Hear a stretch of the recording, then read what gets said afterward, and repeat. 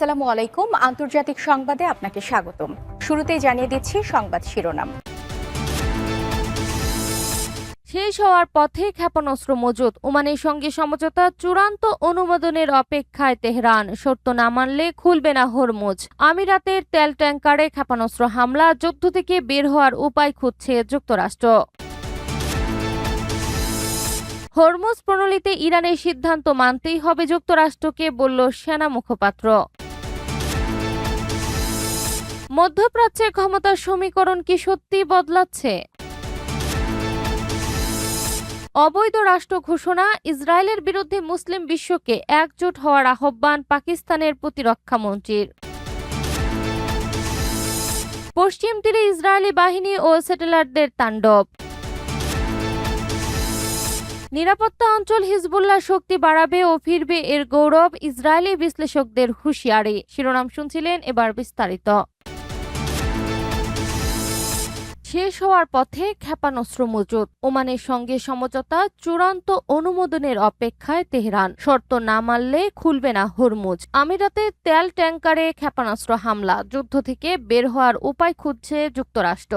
ইরানের সঙ্গে চলমান সংঘাত কিভাবে নিয়ন্ত্রণে আনা যায় তা নিয়ে নতুন করে ভাবছে যুক্তরাষ্ট্র। মার্কিন সামরিক নেতৃত্বের এক অংশ মনে করছে শুধু বিমান হামলার মাধ্যমে প্রেসিডেন্ট ডোনাল্ড ট্রাম্পের লক্ষ্য অর্জন করা কঠিন হতে পারে। পরিস্থিতি আরো জটিল হওয়ার আশঙ্কায় সংঘাত থেকে বের হওয়ার একটি সম্ভাব্য পথ খুঁজছে মার্কিন কর্মকর্তারা। মার্কিন সংবাদ মাধ্যম সিএনএন এর প্রতিবেদনে সংশ্লিষ্ট 3 ব্যক্তির বরাত দিয়ে বলা হয়েছে, যুক্তরাষ্ট্রের জয়েন্ট চিফস অব স্টাফের chairman general Dan Caine Trump প্রশাসনের জ্যেষ্ঠ কর্মকর্তাদের সঙ্গে আলোচনায় সংঘাত থেকে বের হওয়ার একটি অফ র্যাম্প এর প্রয়োজনীয়তার কথা বলেছেন। তার আশঙ্কা, সামরিক উত্তেজনা আরও বাড়লে তা উল্টো পরিস্থিতিকে জটিল করে তুলতে পারে এবং ওয়াশিংটনের শর্তে তেহরানকে কোনো চুক্তিতে রাজি করানো সম্ভব নাও হতে পারে। সিএনএন এর তথ্য অনুযায়ী কেনের বিষয়ে মার্কিন ভাইস প্রেসিডেন্ট জেডি ভেন্স, পররাষ্ট্রমন্ত্রী মার্কো রুবিও এবং সিআইএ এর পরিচালক জন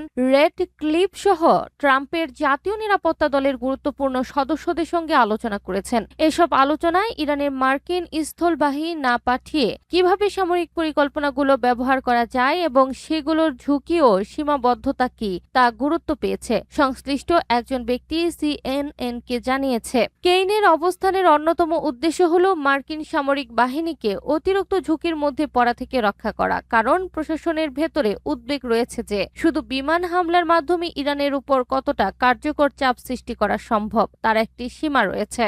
হরমুজ প্রণালীতে ইরানের সিদ্ধান্ত মানতেই হবে যুক্তরাষ্ট্রকে, বলল সেনা মুখপাত্র।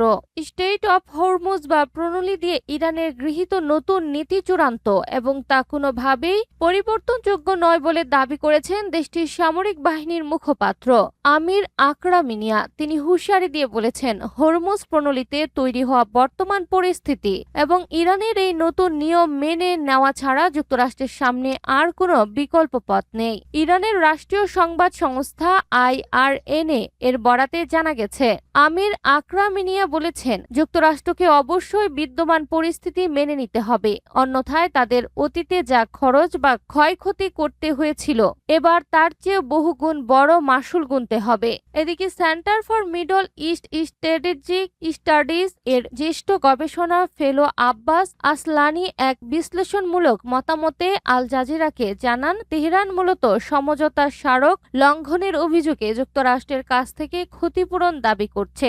ইরানের প্রধান লক্ষ্য হল মার্কিন নিয়ম লঙ্ঘন স্বাভাবিককরণের চেষ্টা বন্ধ করা এবং ভবিষ্যতে সম্ভাব্য যে কোনো নিয়ম লঙ্ঘন রোধ করা। আব্বাস আসলানি আরও জানান, এই ধরনের ক্ষতিপূরণ মূলত ইরানের উপর আরোপিত নিষেধাজ্ঞা শিথিল করা কিংবা তাদের বাজেয়াপ্ত বা ফ্রিজ করা সম্পদ ফিরিয়ে দেওয়ার মাধ্যমে দেওয়া হতে পারে, যা পরবর্তী আলোচনার মূল বিষয়সূচি ছিল। ইরান তাদের ইসলামাবাদ সমঝোতার স্মারককে বর্তমান সমস্যা সমাধানের একমাত্র কার্যকর কাঠামো হিসেবে বিবেচনা করছে। মধ্যপ্রাচ্যে ক্ষমতার সমীকরণ কি সত্যি বদলাচ্ছে? সৌদি আরব, তুরস্ক ও পাকিস্তানের মধ্যে নতুন প্রতিরক্ষা চুক্তির মধ্যপ্রাচ্যে একটি নতুন নিরাপত্তা জোটের সূচনা করেছে। ইরানের হুমকি মোকাবেলা, যুক্তরাষ্ট্রের উপর অতিরিক্ত নির্ভরতা কমানো এবং ইসরায়েলের আঞ্চলিক প্রভাবের পাল্টা ভারসাম্য তৈরির লক্ষ্যই 3 শক্তিশালী মুসলিম দেশের এই জোট বলে ধারণা করা হচ্ছে। ইসলামের পবিত্রতম শহর মক্কায় চুক্তিটি সই হয়েছে। এতে ন্যাটোর আদলে একটি গুরুত্বপূর্ণ ধারা রয়েছে। 3 দেশের যে কোনো একটির উপর হামলাকে 3 দেশের উপর হামলা হিসেবে বিবেচনা করা হবে। তবে বিশ্লেষকেরা মনে করছেন বাস্তবে এই ধারা প্রয়োগের সম্ভাবনা কম, কারণ চলমান মধ্যপ্রাচ্য যুদ্ধের অবসানে পাকিস্তান ও তুরস্ক মধ্যস্থতার ভূমিকায় রয়েছে। মধ্যপ্রাচ্যে যুদ্ধ প্রায় 6 মাস ধরে চললেও এখন পর্যন্ত ইরানকে চূড়ান্তভাবে দুর্বল করতে পারেনি যুক্তরাষ্ট্র। একই সময়ে ইরান হরমুজ প্রণালী ও আশপাশের নৌপথে চলাচল বাধাগ্রস্ত করেছে এবং তাদের মিত্র হুতিরা লোহিত সাগরে জাহাজ চলাচলে বিঘ্ন ঘটাচ্ছে। এই অঞ্চল জুড়ে যুক্তরাষ্ট্রের অসংখ্য সামরিক ঘাঁটি থাকা সত্ত্বেও ইরান ও তার মিত্রদের ছোড়া সব ড্রোন ও ব্যালিস্টিক ক্ষেপণাস্ত্র ঠেকানো সম্ভব হয়নি। ফলে কয়েক দশক ধরে যুক্তরাষ্ট্রের সামরিক শ্রেষ্ঠত্ব নির্ভর মধ্যপ্রাচ্যের নিরাপত্তা কাঠামো নিয়ে নতুন করে ভাবতে হচ্ছে আঞ্চলিক দেশগুলোকে। সৌদি সরকারের ঘনিষ্ঠ রাজনৈতিক বিশ্লেষক আলী শিহাবির মতে এই জোট প্রমাণ করেছে যে মার্কিন প্রতিরোধ ক্ষমতা উল্লেখযোগ্যভাবে দুর্বল হয়েছে এবং ইরানের হুমকি মোকাবেলায় আঞ্চলিক শক্তিগুলোর ভূমিকা বাড়াতে হবে।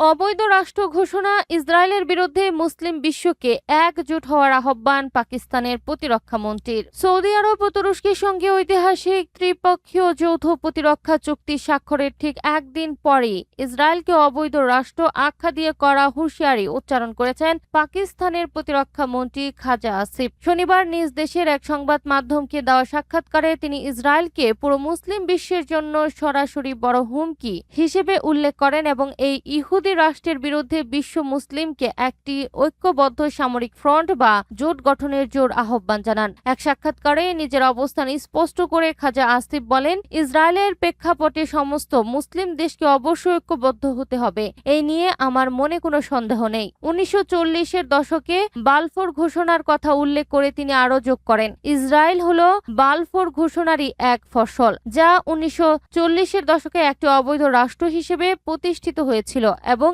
এটি এই অঞ্চলে যে কোনো দেশের জন্যই সরাসরি হুমকি সৃষ্টি করতে পারে। উল্লেখ্য, 1917 সালে ব্রিটিশ ঘোষণার উপর ভিত্তি করে ইসরায়েল রাষ্ট্র প্রতিষ্ঠিত হলেও তার ঠিক 1 বছর আগে 1947 সালে একই রকম ব্রিটিশ ঘোষণার মধ্য দিয়ে পাকিস্তানের জন্ম হয়েছিল। পশ্চিম তীরে ইসরায়েলি বাহিনী ও সেটেলারদের তাণ্ডব। অধিকৃত পশ্চিম তীর জুড়ে শুক্রবার ফিলিস্তিনিদের উপর নতুন করে হামলা, ধরপাকড় ও অভিযান চালিয়েছে ইসরায়েলি বাহিনী ও সেটেলাররা। ফিলিস্তিনি বার্তা সংস্থা ওয়াফার প্রতিবেদনে এই তথ্য জানানো হয়েছে। ওয়াফা জানিয়েছে, নাবলুসের পূর্বে বেদ দাজানে ইসরায়েলি বসতি স্থাপনাকারীদের হামলায় 3 ফিলিস্তিনি আহত হয়েছে। এ সময় তাদের মারধর করা হয়েছে। রিপোর্ট, বেথলেহেমের দক্ষিণ পূর্বে আবু নোজাইম এলাকায় বসতি স্থাপনাকারীরা গুলি চালালে এক ফিলিস্তিনি আহত হন। তাকে উদ্ধারে একটি অ্যাম্বুলেন্স ঘটনাস্থলে পৌঁছলে সেটির উপরে হামলা চালানো হয়। সেখানে অ্যাম্বুলেন্সের কর্মীদের পেপার স্প্রে করা হয়েছে।